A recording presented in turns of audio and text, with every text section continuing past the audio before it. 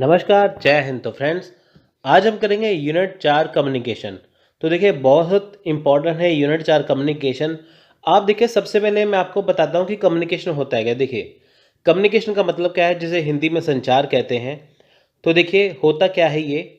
आप देखिए कि जब हम किसी एक पर्सन यानी कि जब कोई एक व्यक्ति किसी दूसरे व्यक्ति से बातचीत करता है, वो होता है संचार। आप देखिए, वो बातचीत आप फ़ोन पे कर सकते हैं, आप वो चाहे वीडियो कॉल कर सकते हैं, है ना? तो आप चाहे मिलकर कर सकते हैं, वो क्या संचार है। सो देखिए, उससे क्या है कि जैसे आप ये मेरा वीडियो देख रहे हैं, ये यूट्यूब पे वीडियो देख रहे हैं, तो ये क्या है, ये संचार का माध्यम है। यानी कि आपको मैं यूनिट 4 पेपर 1 का पढ़ा रहा हूँ, संचार पढ़ा रहा हूँ, कम्युनिकेशन पढ़ा रहा हूँ, लेकिन आपको मैं पढ़ा रहा हूँ और आप मेरा वीडियो देख रहे हैं यूट्यूब के माध्यम से। तो ये क्या है, ये कम्युनिकेशन है, संचार। यानी कि मैं अपना जो पढ़ाया हुआ लेक्चर आप तक पहुँचा रहा हूँ, उसे कहते हैं संचार। आप देखिए, जो पहले का ज़माना था, आप देखिए जब कुछ नहीं था, डाक वगैरह नहीं थी, तब देखिए कबूतर होते थे, है ना? तो उनमें चिट्ठी लगा के कुछ कुछ भी लिखना होता था, जैसे छोटी सी चिट्ठी उनको उनमें फंसा देते थे और वही कबूतर जहाँ पे चिट्ठी पहुँचाने वहाँ पे पहुँचा के आते थे। आप देखिए, वहाँ पे एक कैसा जीपीएस लगा हुआ। आजकल देखिए, आजकल तो जीपीएस लगा हुआ ना फ़ोन वगैरह पे, कबूतर देखिए वहाँ वहीं पे पहुँचता था। तो कहने का सिंपल सा मतलब ये है कि संचार कुछ नया शब्द नहीं है, संचार बहुत पुराना है। ये कबूतर के ज़माने से है, जब से वहाँ पे चिट्ठियाँ पहुँचाई जाती थी। फिर देखिए, आज हम यहाँ पे ज़माने में पहुँचे। आप देखिए, पहले कबूतर पे चिट्ठी थी, उसके बाद देखिए फिर धीरे-धीरे करते-करते, है ना, कई चीज़ें आईं। फिर आप देखिए कि चिट्ठी खुद लेके जाते थे। उसके बाद देखिए फिर बहुत टेलीग्राफ है, टेलीग्राम है, उसके बाद देखिए अ, टेलीफ़ोन आए, मोबाइल आए, आजकल देखिए ईमेल है ना? पहले चिट्ठी पहुँचाई जाती थी, आजकल क्या है, ईमेल है, इलेक्ट्रॉनिक मेल है, इलेक्ट्रॉनिक चिट्ठी है, वो सेकंड में पहुँचती थी, है ना? अगर आप चिट्ठी यहाँ से दिल्ली देखिए पोस्ट करते हैं, अपनी जगह से दिल्ली पोस्ट करते हैं, तो वो बहुत दिन लगते थे, लेकिन ईमेल 2 सेकंड में पहुँचता है। तो आप फ़ोन पे बात कर सकते हैं, है ना? पहले क्या था, टेलीफ़ोन थे, तो टेलीफ़ोन पे तार होती थी इतनी लंबी। आजकल क्या है कि मोबाइल फ़ोन है, स्मार्टफ़ोन है, आप वीडियो कॉल कर सकते हैं। ये बहुत सारी चीज़ें क्या है, संचार है। आप देखिए, स्कूल में टीचर पढ़ाते हैं, जब देखिए क्लास में टीचर पढ़ाते हैं बच्चों को, तो टीचर अपना ज्ञान जो है वो बच्चों में डालता है, ट्रांसफ़र करता है, तो उसे बोलते हैं संचार। यानी कि जब कोई एक व्यक्ति अपना यानी कि जो अपना अपनी सूचना, जब एक व्यक्ति को किसी दूसरे व्यक्ति की सूचना पहुंचानी हो, उसे कहता है संचार। और जब एक व्यक्ति ज्ञान का आदान प्रदान करता है एक दूसरे में, उसे कहते हैं संचार। जैसे कक्षा में देखिए, शिक्षक है, टीचर है, वो बच्चों को क्लास में पढ़ाते हैं, बच्चे ध्यान से सुनते हैं, ये क्या संचार है। आजकल देखिए ऑनलाइन क्लासेस है, ये क्या है, संचार है। सो देखिए, डेफिनेशन आपको मैंने बताया, यहाँ पे बात करते हैं। देखिए, यहाँ पे देखिए, किसी सूचना या जानकारी को दूसरों तक पहुंचाना संचार है। जब मनुष्य अपने हाव भाव, संकेतों और वाणी के माध्यम से सूचनाओं का आदान प्रदान आपस में करता है, तो वह संचार है। इसलिए संचार का अर्थ एक दूसरे को जानना, समझना, संबंध बनाना, सूचनाओं का आदान प्रदान करना आदि है। अब देखिए, यहाँ पे क्या है, यहाँ पे साफ साफ लिखा है कि संचार क्या है, कि किसी सूचना या जानकारी को दूसरों तक पहुँचाना। जैसे मैं आपको ये लेक्चर दे रहा हूँ, वो ये क्या है, संचार।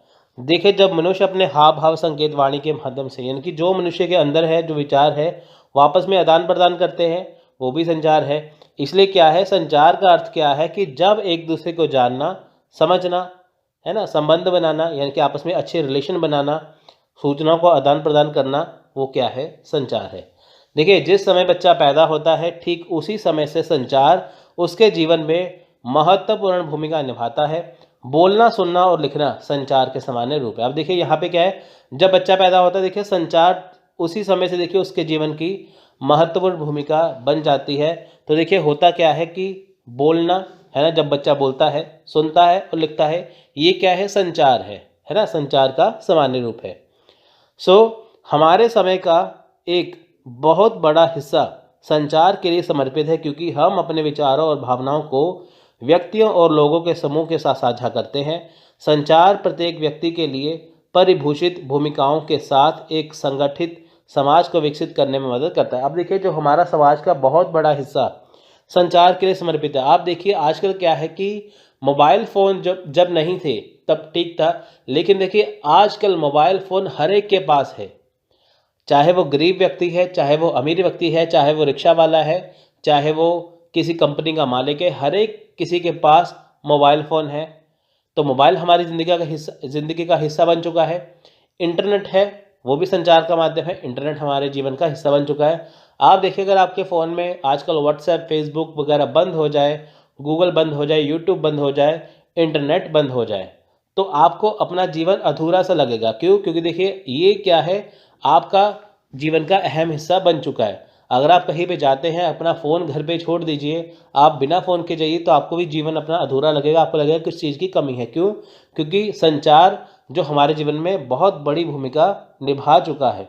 इसलिए देखिए, जब भी हम अपने विचारों को, अपनी भावनाओं को व्यक्तियों के साथ साझा करते हैं, तो ये क्या है कि ये हमारे क्या है, समाज को संगठित करने में क्या है, मदद करता है। संगठित मतलब जैसे मान लीजिए आपको किसी को कहीं पे मीटिंग करनी है, मिलना है, तो आप फ़ोन से बता सकते हैं कि यहाँ पे आप मिलिए, मैं आपको यहाँ पे मिलूँगा, है ना? आप देखिए, जब भी मैं जैसे देखिए यहाँ पे आपको मैं पढ़ाता हूँ, मैं आपको देखिए मैंने अभी बताया ना, ये वाला ये स्टडी भारत हमारा चैनल, आप यहाँ पे जाइए, सब्सक्राइब करिए। हमारा जो साथ में इस नंबर पे कॉन्टैक्ट करके आप नोट्स ले सकते हैं, है ना? तो ये क्या है, संचार का माध्यम है। इससे क्या है, आप हमारे साथ जुड़ते हैं। अगर आपको मान लीजिए पेपर 1 के पूरे नोट्स लेने हैं, या ग्रुप ज्वाइन करना है, या टेस्ट सीरीज लेनी है, तो आप हमें इस नंबर पे कॉन्टैक्ट व्हाट्सअप कर सकते हैं, आपको पूरी जानकारी मिलेगी। तो ये क्या है, ये संचार का माध्यम है। सो देखिए, किसी व्यक्ति द्वारा दूसरे व्यक्ति तक अर्थपूर्ण अपने अनुभवों, विचारों, भावनाओं, संदेशों, दृष्टिकोण, मत, संज्ञा, सूचनात्मक ज्ञान, तथ्यों, आंकड़ों, चित्रों के साथ अपनी हाव भाव का जो आदान प्रदान किया जाता है, उसे सूचना कहते हैं। अब देखिए, जब भी एक व्यक्ति दूसरे व्यक्ति तक क्या कहता है, अपने विचारों को रखता है। आप देखिए, व्हाट्सएप पे मैसेज करते हैं, फेसबुक पे मैसेज करते हैं, ईमेल करते हैं, या फ़ोन पे बात करते हैं, या आप वीडियो कॉल करते हैं, या आप मिलकर बात करते हैं, अपने मन के विचार बताते हैं, है ना? तो वो क्या है, विचारों का आदान प्रदान होता है। यानी कि एक व्यक्ति आपसे सुनता है, आप दूसरे व्यक्ति की बात सुनते हैं, यानी कि आप आदान भी कर रहे हैं, और आप उससे चीज़ क्या है, आप आदान भी कर रहे हैं, आप प्रदान भी कर रहे हैं, है ना? तो आप चीज़ें प्रदान भी करते हैं, आप आदान भी करते हैं, आप लेते भी हैं और आप सूचना को देते भी हैं। किसी व्यक्ति, संस्था, संगठन, देश, राज्य में निवास करने वाले नागरिक या नागरिकों का समूह जब अपनी बातों को दूसरों तक पहुंचाते हैं, और वह विषय वस्तु दूसरों तक पूर्णता पहुंच जाती है, उसे संचार कहते हैं। जब देखिए, होता क्या है, जब कोई व्यक्ति है, या कोई संस्था है, या कोई संगठन है, या देश है, या राज्य है, वहाँ पे देखिए जितने भी नागरिक हैं, जहाँ पे जितने भी समूह है नागरिक का, वो क्या है, अपनी बातों को क्या है, दूसरों तक पहुँचाते हैं। जैसे आप यूट्यूब पे, जैसे देखिए मैं पंजाब से हूँ, मैं यहाँ पे वीडियो बना रहा हूँ, ये वीडियो पूरा इंडिया देख रहा है, पूरा भारत यहाँ पे देख रहा है। स्टडी भारत का मतलब क्या है, कि पूरा भारत एकजुट होकर हमारी वीडियोस को देखे, है ना? पूरा भारत स्टडी करे। तो यहाँ पे सिंपल सा क्या मतलब है, कि जब आपको क्या है, यहाँ पे आपको कोई बात बताई जा रही है, यानी कि जब मैं पंजाब में बैठकर आपको मैं वीडियो दे रहा हूँ, तो पूरा इंडिया देखेगा, तो वो पूर्णतः पहुँच जाती है, उसे क्या है, संचार कहते हैं। सिंपल सी बात। संचार को बेहतर, प्रभावशाली और व्यापक बनाने के लिए जब प्रौद्योगिकी की मदद ली जाती है, प्रौद्योगिकी मतलब इंग्लिश में इसे कहते हैं टेक्नोलॉजी, इंग्लिश में कहते हैं टेक्नोलॉजी, इसकी मदद ली जाती है, तो इन सभी को मिलाकर विज्ञान की भाषा में इसे सूचना संचार प्रौद्योगिकी कहते हैं। अब देखिए, एक तो हो गया सूचना। सूचना क्या है, कि जब हम अपने अनुभवों को, अपने भावों को दूसरों तक पहुंचाते हैं, वो होता है सूचना देना, है ना? तो संचार क्या है, कि जिस माध्यम से हम वो बात पहुंचाते हैं, संचार स्थापित होता है ना? तो वो क्या है, जैसे देखिए मैं आपको ये पढ़ा रहा हूँ, ये लेक्चर क्या है, इसमें आपको मैं सूचना दे रहा हूँ, है ना? ये जो चीज़ें पढ़ा रहा हूँ, ये आपको मैं क्या कर रहा हूँ, ये सूचना दे रहा हूँ, जो इसमें चीज़ लिखी हुई है। लेकिन मैं आपको यूट्यूब के माध्यम से पढ़ा रहा हूँ, ये क्या है, ये संचार है। उसके बाद तो देखिए, ये सूचना संचार है, लेकिन ये टेक्नोलॉजी कौन सी है, टेक्नोलॉजी है इंटरनेट की। यानी कि मैं आपको लेक्चर दे रहा हूँ, ये है सूचना, आपको लेक्चर दे रहा हूँ यूट्यूब के जरिए, ये है संचार, और इंटरनेट के माध्यम से दे रहा हूँ, वो क्या है, प्रौद्योगिकी, यानी कि टेक्नोलॉजी। बिना इंटरनेट के देखिए ये चीज़ चलेगी नहीं, है ना? तो सूचना, संचार और प्रौद्योगिकी, ये तीनों ही चीज़ें इंपॉर्टेंट है। सूचना मतलब जो इन्फॉर्मेशन देना, सूचना देना, संचार मतलब जिस माध्यम से देना, और प्रौद्योगिकी मतलब कि आप किस तरह सूचना देते हैं यानी कि इंटरनेट के जरिए। इसे कहते हैं सूचना संचार प्रौद्योगिकी। संचार के अंग्रेजी प्राय कम्युनिकेशन शब्द की उत्पत्ति लैटिन भाषा के शब्द से हुई है जिसका अर्थ समुदाय है। अब देखिए लैटिन भाषा में, लातीनी भाषा में संचार को कहते हैं समुदाय। देखिए कम्युनिस्ट प्लस कम्युनिकेयर बना है कम्युनिकेशन। सिंपल सी बात है। देखिए एग्जाम में क्वेश्चन आते हैं जस्ट और आपको ये समझना है। संचार एक रेखीय प्रक्रिया है। इसके अंतर्गत इसे सरल रेखा में बढ़ता हुआ माना जाता है। टेलीफोन रेखीय संचार का उदाहरण। अब देखिए रेखीय संचार के जब भी देखिए ऐसी रेखा है, जब हम देखिए रेखा के अकॉर्डिंग चलते हैं तो संचार भी वैसे ही है ना। तो देखिए क्या है, इसे सरल मानते हैं। देखिए टेलीफोन क्या है, ये रेखीय संचार है। क्यों? देखिए जैसे कोई संदेश भेज रहा है और ब उसे ग्रहण कर रहा है, यानी कि ए व्यक्ति बी व्यक्ति को, यानी कि व्यक्ति ब व्यक्ति को संदेश भेज रहा है। ये एक बी को संदेश भेज रहा है और बी उसे क्या है, ग्रहण कर रहा है। तो वो क्या है, वो संचार है ना। ये कि ए इसमें क्या है, ए इसमें क्या है, प्रेषक है। ए क्या है, प्रेषक है और बी क्या है, प्राप्तकर्ता। यानी कि ए क्या है, सेंडर यानी कि प्रेषक जिसे हिंदी में कहते हैं। ए क्या है, जो सूचना पहुंचाने वाला प्रेषक, और सूचना प्राप्त करने वाला क्या है, प्राप्तकर्ता, जिसे इंग्लिश में कहते हैं सेंडर यानी कि हिंदी में प्रेषक, और प्राप्तकर्ता को इंग्लिश में कहते हैं रिसीवर और हिंदी में कहते हैं प्राप्तकर्ता।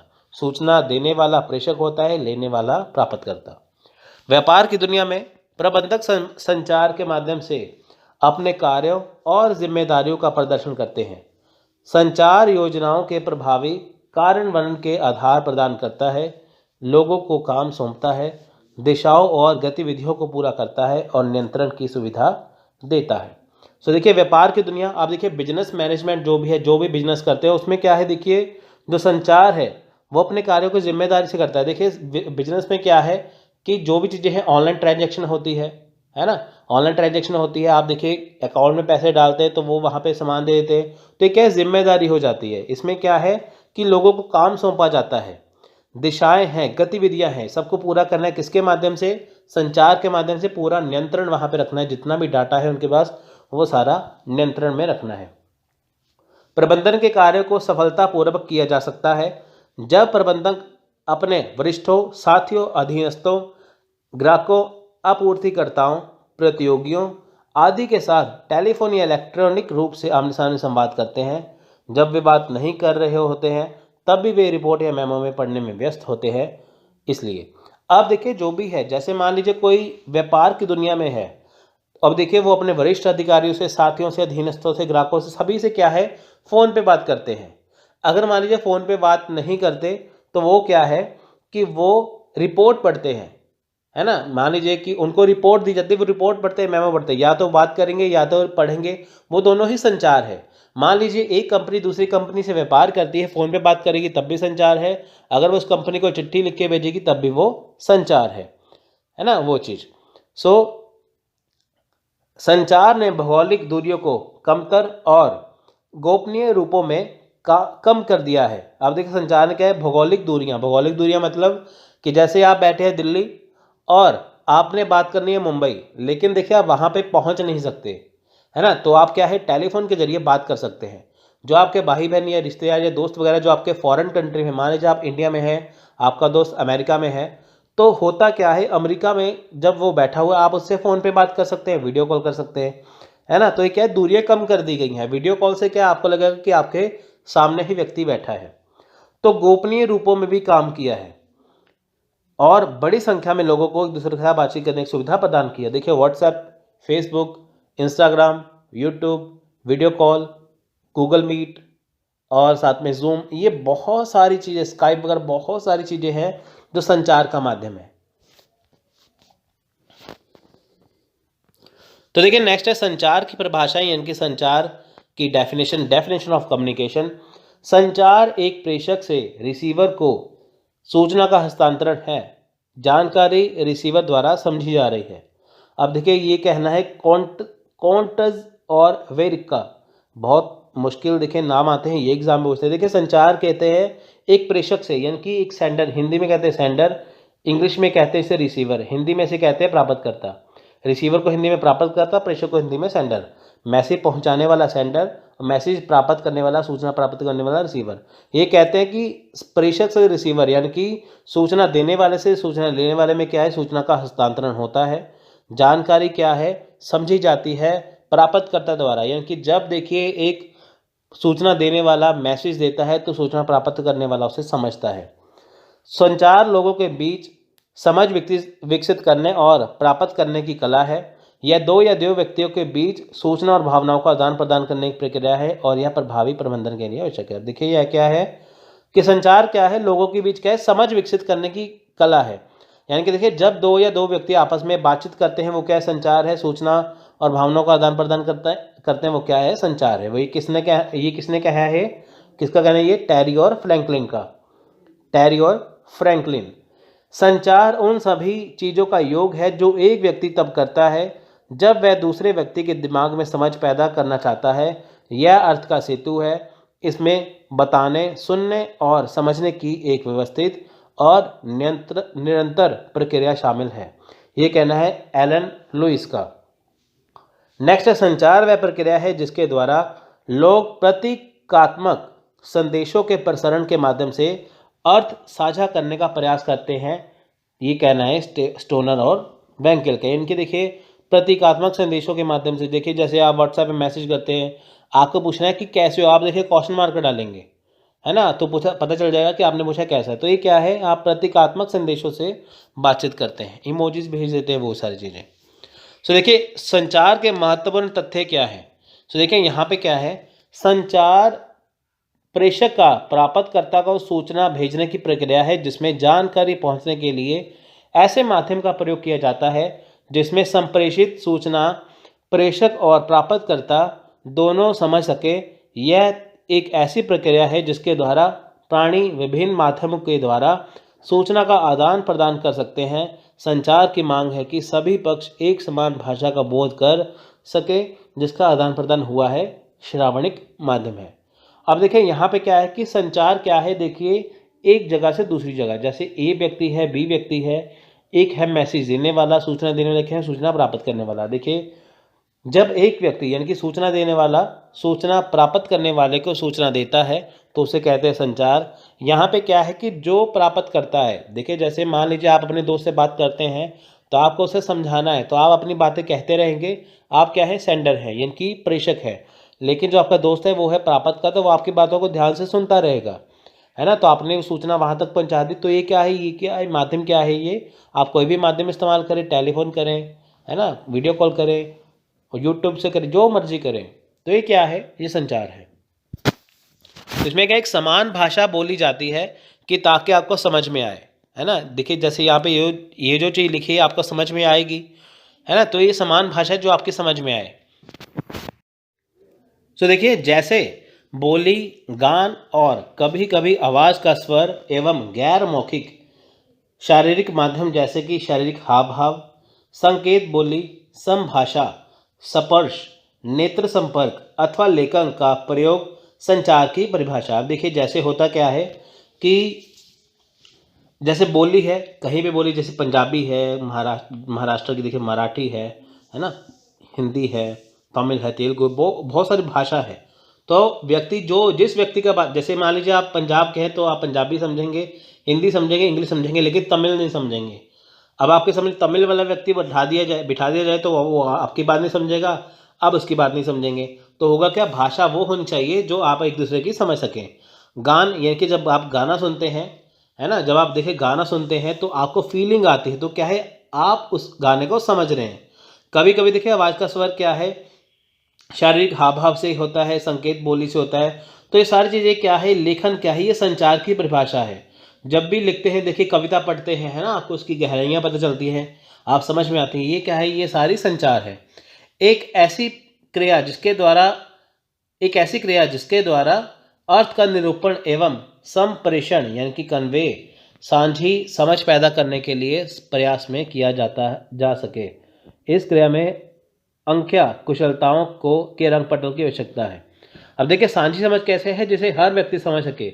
अब देखिए ऐसी, जैसे ये जो लेक्चर है ये हर कोई व्यक्ति समझ पाएगा, तो वो ऐसा ही होनी चाहिए, है ना। वो चीज।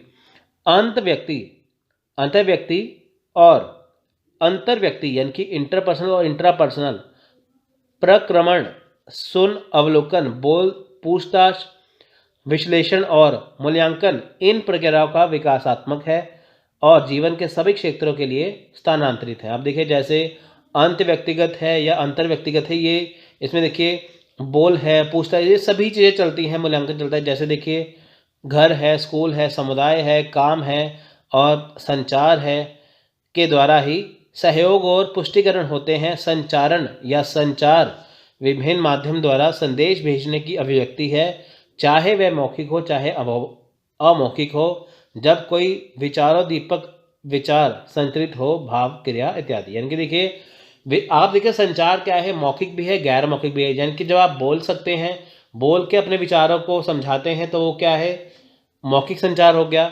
जब आप सिंपल इशारों में बातें करते हैं, वो क्या है, गैर मौखिक हो गई। या जब आप लिख कर देते हैं तो वो क्या है, संचार हो गया अमौखिक। अगर आपको मैं ये चीज़ें बोल के बता रहा हूँ तो यह मौखिक है, लेकिन अगर आप इसका PDF फाइल पढ़ते हैं या घर बैठे पढ़ते हैं, इसका बुक्स पढ़ते हैं, तो वो क्या है, वो अमौखिक संचार है। सो नेक्स्ट देखिए, संचार कई स्तरों पर एक एकल कार्रवाई के लिए भी कई तरीके अलग अलग तरीकों से होता है और अधिकतम प्राणियों के लिए, साथ ही कुछ मशीनों के लिए भी। यदि समस्त नहीं तो अधिकतम अध्ययन के क्षेत्र संचार के लिए ध्यान के एक हिस्से को समर्पित करते हैं।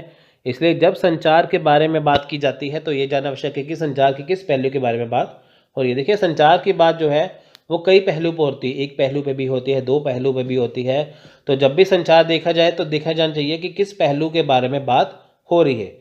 जैसे आप देखिए किसी व्यक्ति से बात कर रहे हैं तो वो आपकी बातों को समझ तो रहा है ना। देखिए जैसे कुछ मशीनों के लिए भी संचार है ना, अधिकतम प्राणियों के लिए भी है। अब देखिए तो ये देखना चाहिए कि ये संचार है वो कितने लोगों तक पहुंचाना। अगर आपको मान लीजिए कि एक व्यक्ति से बात करनी है तो आप एक व्यक्ति को लिए अलग मैसेज देंगे, लेकिन जैसे देखिए मैं आपको ये वीडियो बना के दे रहा हूँ, मुझे ये पूरा इंडिया तक वीडियो पहुंचाना है ताकि हर एक जो व्यक्ति है उसे देख सके।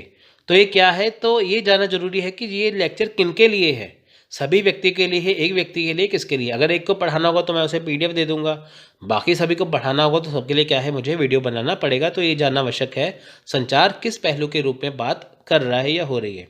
संचार की परिभाषाएं श्रेणी व्यापक है। कुछ पहचानती हैं कि पशु आपस में और मनुष्य से संवाद कर सकते हैं। अब देखिए संचार की परिभाषाएं वो हर चीज अलग हैं।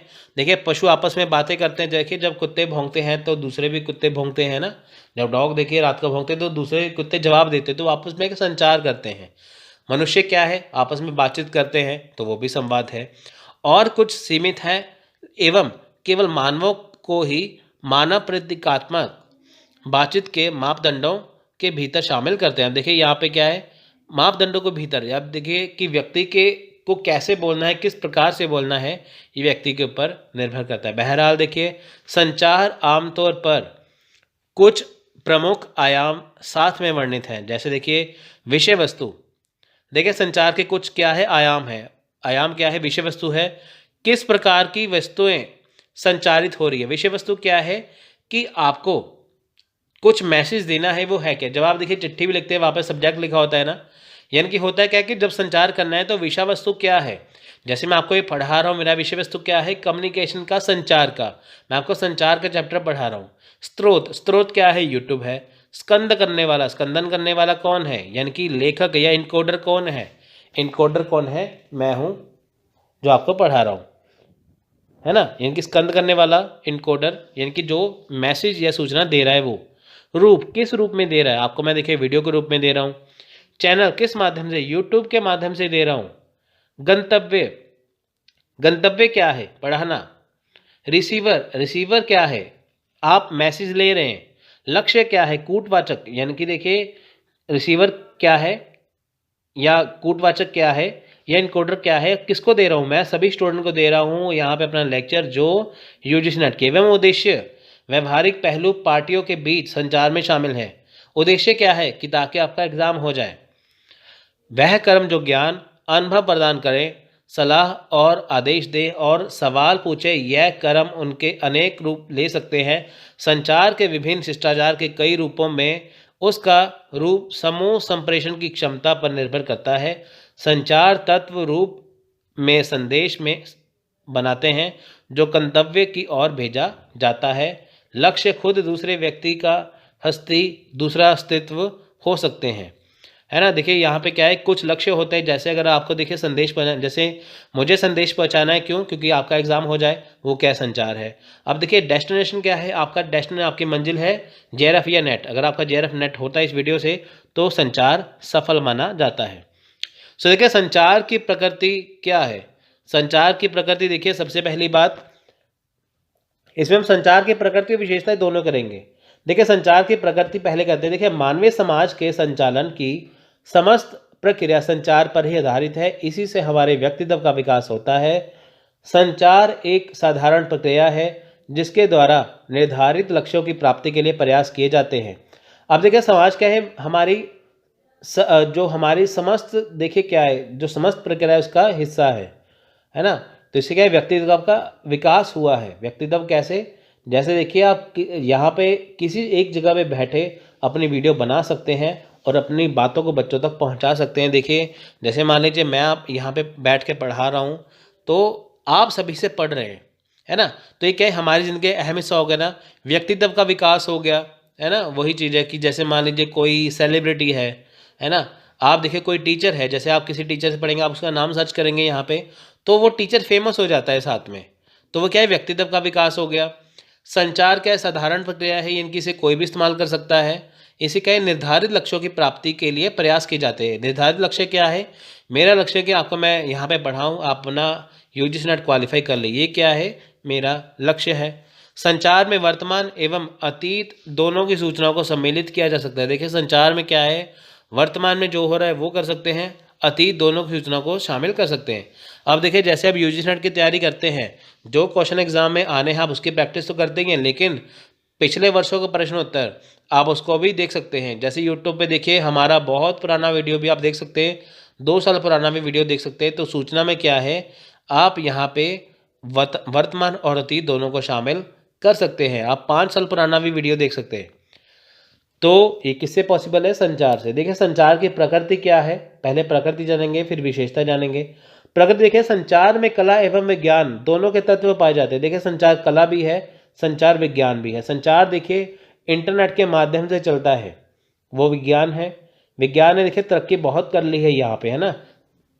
तो पहले ऐसा नहीं था, कबूतर से लेके आज हम स्मार्टफोन के ज़माने में है, तो ये क्या है, विज्ञान हो गया ना। कला क्या है, देखिए टेक्नोलॉजी नई नई तरीके की आ रही है ना। आप देखिए पहले क्या था, सिंपल फ़ोन थे, स्मार्टफोन आगे कला होगी, है ना वो चीज़। संचार एक मानवीय प्रक्रिया है जो सामाजिक संबंधों को स्थापित करती है। देखिए ये क्या है, मानवीय प्रक्रिया है, इनकी संचार देखिए एक व्यक्ति दूसरे व्यक्ति के आपस में करता है ना। तो सामाजिक संबंध होते हैं ना, आप कहीं पे बैठे हैं किसी से भी बात कर सकते हैं फ़ोन पे, तो क्या सामाजिक संबंध है। संचार की प्रक्रिया में प्रत्येक प्रकार का संप्रेषण संदर्भ से प्रभावित होता है। अब देखिए यहाँ पे संचार की जो प्रक्रिया है, हर एक प्रकार का संप्रेषण, यानी कि आपके मन में जो भी बातें हैं आप सभी तक पहुँचा सकते हैं। वर्तमान परिवेश में आधुनिक समय के संचार माध्यमों का प्रयोग किया जा रहा है, जैसे ईमेल, वीडियो कॉन्फ्रेंस, फैक्स आदि। इसी के साथ परंपरागत संचार माध्यम जैसे पत्रचार, दूरभाष मतलब होता है टेलीफोन, रेडियो आदि का भी प्रयोग किया जा रहा है। अब देखिए आजकल के ज़माने में संचार का माध्यम क्या है, ईमेल है, वीडियो कॉन्फ्रेंसिंग है, फैक्स है, लेकिन यूट्यूब जैसे इंटरनेट भी है। लेकिन पहले क्या था, परंपरागत जो पहले क्या था, पत्राचार, अखबारें हैं वो भी चलती हैं आज तक। दूरभाष है यानी कि टेलीफोन है, रेडियो है, इसका प्रयोग भी आजकल होता है। पहले ये थे, आजकल क्या है, ईमेल है। ये क्या संचार के माध्यम है ना। किसी संगठन या व्यावसायिक समूह के व्यक्तियों या कर्मचारियों के मध्य समन्वय का कार्य संचार द्वारा किया जाता है। अब देखिए कोई व्यक्ति है, कोई संगठन है, वहाँ पे व्यक्ति है, वहाँ पे देखिए कर्मचारी आपस में क्या है, बातें करते हैं, किसके जरिए, संचार के जरिए। इस प्रकार संचार एक प्रबंधकीय कार्य है। अब देखिए जैसे एक कंपनी है, वहाँ पे क्या है कि एक बॉस बैठा है अपने कमरे में, बाहर बैठे हैं दूसरे वर्कर, तो देखिए बॉस वहाँ पे फ़ोन लगाएगा, है ना, वहाँ पे बात कर सकता है। तो ये क्या है, ये एक प्रबंधकीय कार्य है, यानी कि हर एक जगह पे होता है। संचार मौखिक है, लिखित तथा सांकेतिक होने के साथ साथ एक मार्गी तथा द्विमार्गी हो सकता है। देखिए संचार क्या है, एक मार्गी मतलब आप अपनी बातें कह सकते हैं, दो मार्गी मतलब कि आप अपनी बातें कहते भी हैं और अपने दोस्त की बात सुनते भी हैं। तो वो क्या है, अगर आप चिट्ठी लिख के भेज देते तो वो एक मार्गी हो गया, अगर वहाँ से रिप्लाई आता है तो दो मार्गी हो गया। वो चीज़ मौखिक भी है, लिखित भी है, बोल भी सकते हैं, लिख भी सकते हैं। तो देखिए संचार की यहाँ पे है विशेषताएं, प्रकृति हमने कर ली है, यहाँ पे प्रकृति है, यहाँ पे विशेषताएं। अब देखिए विशेषताएं क्या है यहाँ पे कि रिलायबिलिटी, अब देखिए यानी कि विश्वसनीयता। अब देखिए जब तक प्रेषक द्वारा संचालित संदेश या सूचना का स्रोत विश्वसनीय नहीं होगा तब तक संचार विश्वसनीय नहीं हो सकता। अब देखिए होता क्या है, विश्वसनीय होना चाहिए, इनकी विश्वास करने वाला होना चाहिए। जब देखिए जब तक क्या है, जो प्रेषक यानी कि जब एक व्यक्ति सही सूचना आपको देता है तो वो विश्वसनीय है। जैसे आपको मैं लेक्चर दे रहा हूँ, इसी से क्वेश्चन बनेगा, ये विश्वसनीय है। अगर आपको मैं गलत जानकारी दूंगा, संचार कह के आपको मैं रिसर्च पढ़ा दूंगा, तो वो क्या है, विश्वसनीय नहीं होगा। यानी कि करेक्ट इन्फॉर्मेशन देना। संदर्भ यानी कि रेफरेंस, संचार वर्तमान परिस्थितियों से अंतर संबंधित होना चाहिए। अब देखिए जैसे मैंने आपको बताया ना, संदर्भ क्या है, रेफरेंस क्या है, रेफरेंस देना चाहिए। मैंने आपको बताया ना, कबूतर के ज़माने से आजकल ज़माना, इंटरनेट का ज़माना, तो ये क्या है, संचार है। तो ये क्या है, वर्तमान परिस्थितियाँ यहाँ पे अंतर संबंधित है। जो बीत चुका है, जो आने वाला है, जो चल रहा है, उससे आपस में कनेक्ट करना, अंतर संबंधित करना। विषय वस्तु सब्जेक्ट मैटर, अब देखिए संचार में क्या है, विषय वस्तु की संपूर्ण जानकारी प्रेषक और प्राप्तकर्ता के पास उपलब्ध होनी चाहिए। विषय वस्तु, जैसे देखिए मैं आपको ये चीज़ पढ़ा रहा हूँ तो मेरे पास पूरी इसकी जानकारी है, पूरा विषय वस्तु है कि आपको मैं क्या पढ़ा रहा हूँ, वो चीज़ होनी चाहिए। स्पष्टता, क्लैरिटी, अब देखिए इसकी संदेश की भाषा सरल एवं स्पष्ट होनी चाहिए जिसे समझने में सरलता हो। अब देखिए हिंदी इसकी कितनी आसान है, आपको ये चीज़ पढ़ते ही समझ में आएगी। यानी कि जब भी हम संचार करते हैं, सूचना देते हैं, तो भाषा क्या है, आसान होनी चाहिए, तभी वो समझ पाएंगे। निरंतरता एवं संगतता यानी कि कंसिस्टेंसी एंड कंपैटिबिलिटी, देखिए संचार कभी ना समाप्त होने वाली प्रक्रिया है। संदेश को श्रोता तक पहुंचाने के लिए उसे लगातार दोहराना पड़ता है, इसलिए संदेश की प्रत्येक पुनरावृत्ति में संगतता होनी चाहिए। अब देखिए संचार कभी खत्म नहीं होता है ना, संदेश को श्रोता तक, जैसे देखिए मैं आपको ये लेक्चर देता हूँ, आप है श्रोता, तो मुझे आप तक लेक्चर पहुंचाने के लिए क्या है, दोहराना पड़ता है, कुछ बातों को रिपीट करना पड़ता है कि ताकि आपको वह समझ में आए। इसलिए नेक्स्ट है माध्यम, केवल उन्हीं माध्यम का प्रयोग होना चाहिए जिन्हें प्रेषक एवं प्राप्त करना उचित समझते हैं। अब देखिए यूट्यूब के माध्यम से आपको मैं देता हूँ ये लेक्चर, तो यूट्यूब सभी ने तकरीबन डाउनलोड किया हुआ है, तो उसी के माध्यम से आप पढ़ रहे हैं तो आप उसे अच्छे से समझेंगे। कि ऑडियंस कैपेसिटी, देखिए संदेश को प्रेषित करने से पूर्व ही श्रोताओं की क्षमताओं का आकलन करना चाहिए तथा उसी के अनुरूप संदेश या सूचना को प्रेषित करना चाहिए। अब देखिए जैसे ये लेक्चर है, अगर ये 3 घंटे का हो जाए तो कोई देखेगा ही नहीं, 10 मिनट 15 मिनट आधा घंटा 1 घंटे का हो जाए तो सब देखते हैं, है ना। तो देखिए विज्ञान भी ये कहता है, आपने देखा है कि कभी स्कूल में, कॉलेज में लेक्चर 45 मिनट का होता है, 45 मिनट का, क्यों? क्योंकि साइंटिफिक प्रूफ है, विज्ञान ने इसे प्रूफ किया है, बताया है कि एक व्यक्ति एक जगह पे 45 मिनट से ज़्यादा नहीं बैठ सकता। तो देखिए क्षमता होनी चाहिए, लेक्चर बड़ा हुआ तो जितना भी मर्जी इंपॉर्टेंट हो देखेगा ही नहीं, है ना। अगर आप देखिए कोई पिक्चर देख रहे हैं, आपको बहुत ज़रूरी है, 2-3 घंटे की आप देख लेंगे, 5-10 घंटे की थोड़ी देखेंगे। तो ये क्या है, कैपेसिटी है।